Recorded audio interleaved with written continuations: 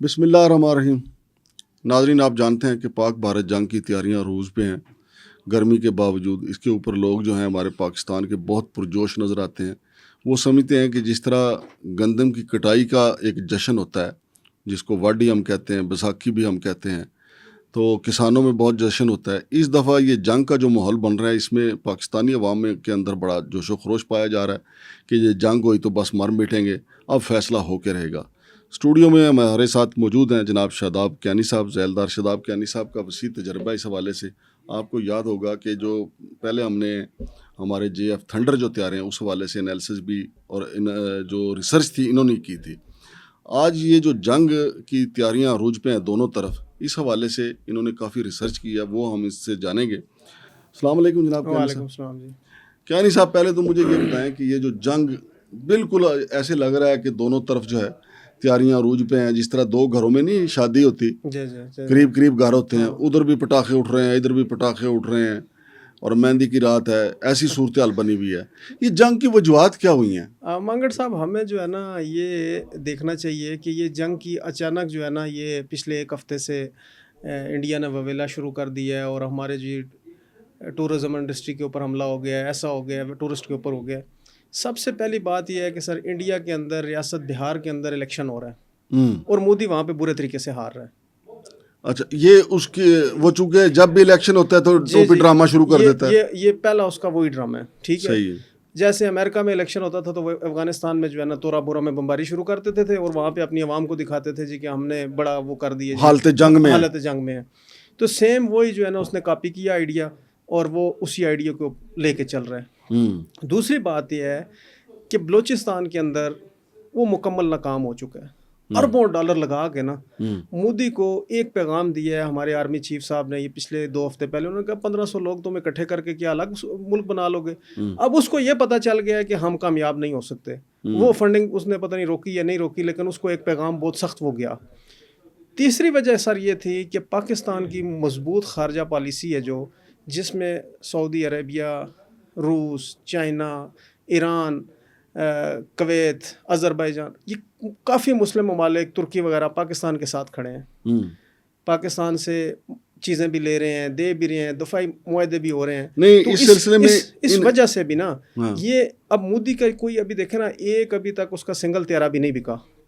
پاکستان کے بک رہے ہیں، تو اس کو اس چیز کی بڑی ٹینشن تھی. یہ وجوہات ہیں جنگ کی وجوہات.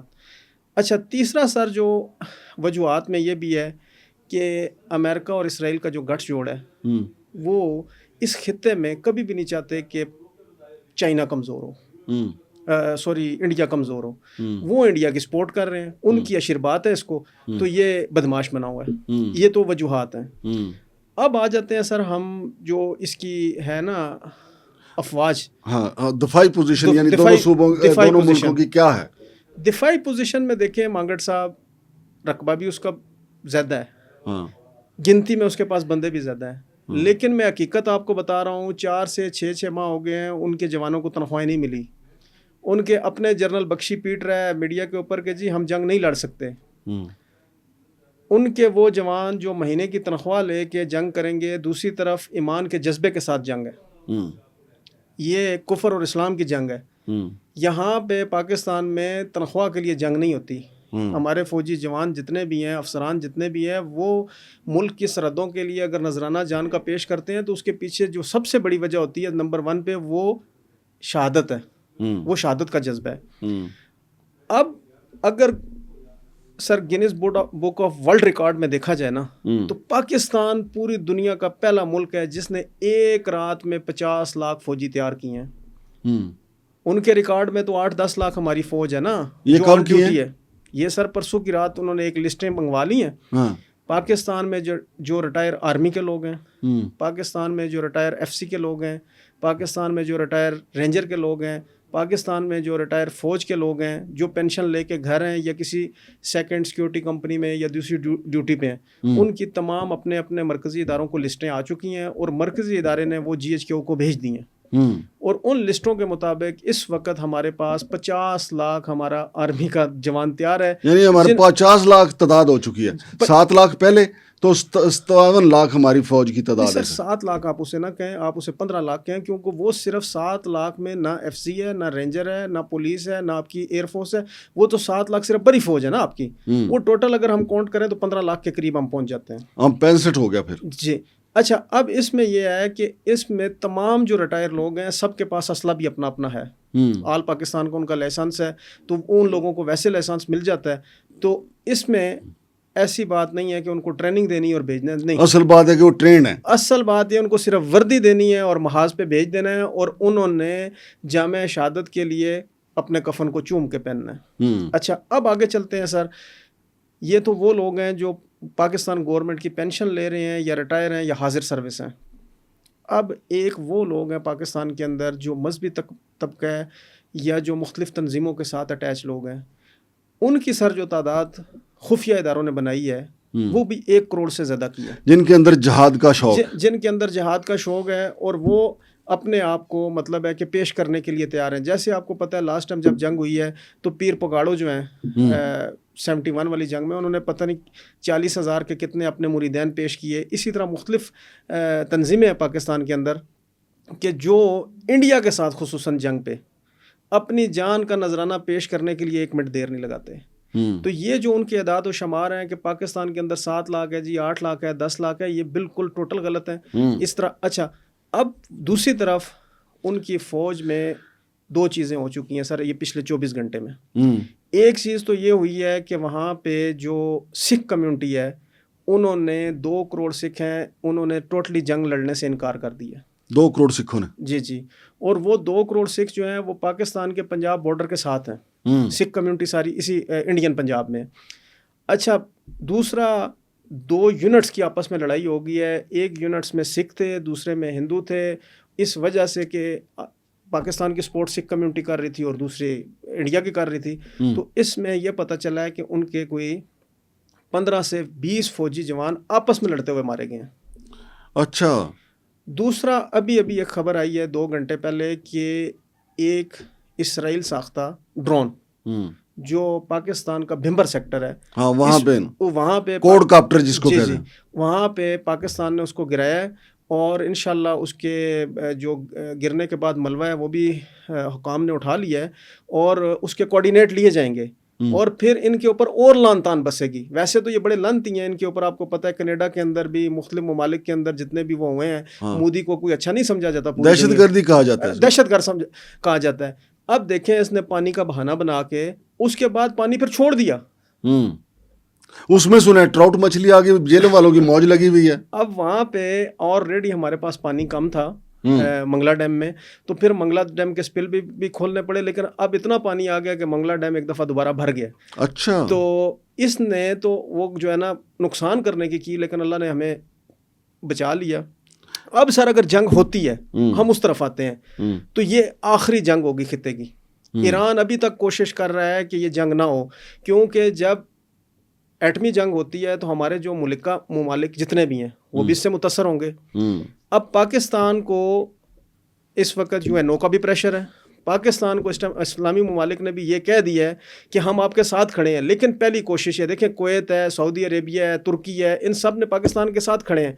اور سب سے بڑی بات یہ ہے کہ 71 میں جو الگ ہونے والے بنگلہ دیشی بھائی ہیں ان کی طرف سے باقاعدہ اعلان کر دیا گیا جی کہ اگر مودی جنگ کرے گا تو اپنا محاذ, اپنے فوجی, اپنا اسلحہ دینے کے لیے تیار ہے.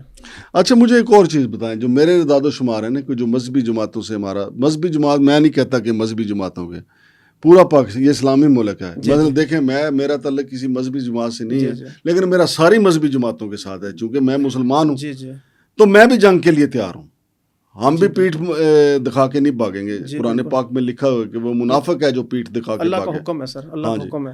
ہاں جی, پیٹھ دکھا کے نہیں بھاگنے والے. تو میری معلومات کے مطابق جو ہمارا جو نوجوان طبقہ ہے نا اس وقت, ان کی تعداد اس وقت 2 کروڑ سے زیادہ ہو چکی ہے جو رضاکارانہ طور پہ جنگ میں جانا چاہتے ہیں. جی بالکل مانگڑ صاحب, ایسے ہی اگر یہ سرکاری, غیر سرکاری اور نوجوانوں کو ملایا جائے تو یہ تعداد 2.5 کروڑ سے لے کے 3 کروڑ تک ہے.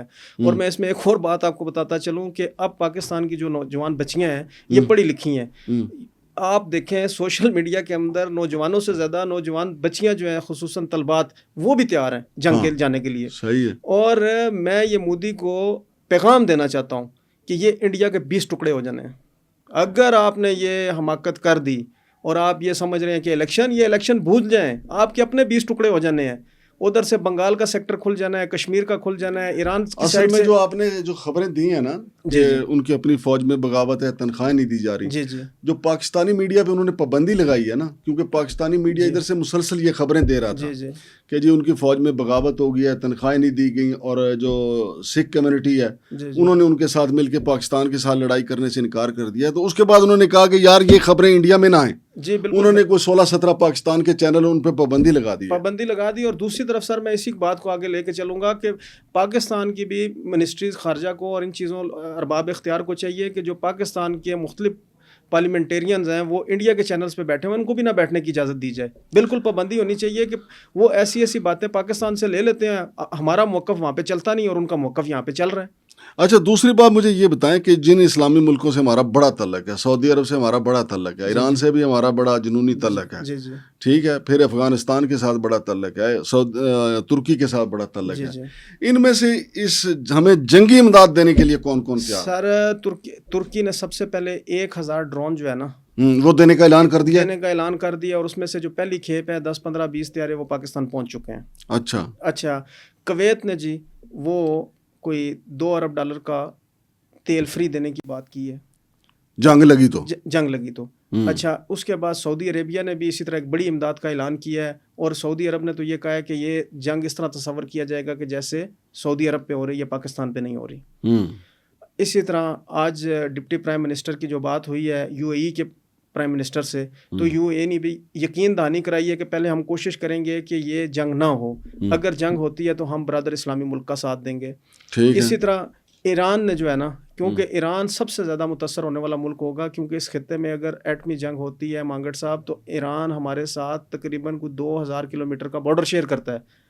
لیکن اس جنگ کا ایک فائدہ بھی ہوگا, میں آپ کو بتاؤں, جی جی, کیونکہ اس جنگ میں مودی کے ساتھ اترے گا اسرائیل بھی. جی اسرائیل اگر اس جنگ میں اتر آیا تو ایران کا اور ہمارا دشمن اسرائیل جو ہے وہ ہمارے قریب آ جائے گا, تو ہمیں اس کا نشانہ لینے میں آسانی نہیں ہو جائے گی. اچھا بالکل سر. اچھا, اسی طرح آذربائیجان نے بھی اعلان کیا پاکستان کا ساتھ دینے کا, لیکن افغانستان ابھی تک کوئی واضح اعلان نہیں کر سکا. لیکن اس کی جگہ پہ چائنا اور روس جو ہے نا وہ ابھی تک پاکستان کے ساتھ کھڑے ہیں. انہوں نے انڈیا کے حق میں کوئی بیان نہیں دیا, لیکن امریکہ نے انڈیا کے حق میں بیان دیے سر. چلو جی, امریکہ کی اپنی مجبوریاں ہوں گی. تو ناظرین, یہ صورتحال ہے تازہ ترین. ویسے میں آپ کو بتاؤں کہ اگر مودی سرکار جو ہے نا, یہ ان کی شروع سے چلاکی کہہ لیں, عیاری کہہ لیں, مکاری کہہ لیں, یا چانکیائی اسٹائل کہہ لیں ان کا, کہ جو ہی وقوع ہوتا ہے وہ اس کی تحقیقات نہیں کرتے, یا اس کا جو جائے وقوع ہوتا ہے وہاں سے شواہد اکٹھے نہیں کرتے, فوری طور پہ پاکستان پہ الزام لگا دیا جاتا ہے. اب جو وہاں سے معلومات آئیں, جو حملہ آور تھے وہ وہاں پہ خواتین جن کو انہوں نے نہیں مارا ان کو کہتے رہے جی کلمہ پڑھیں,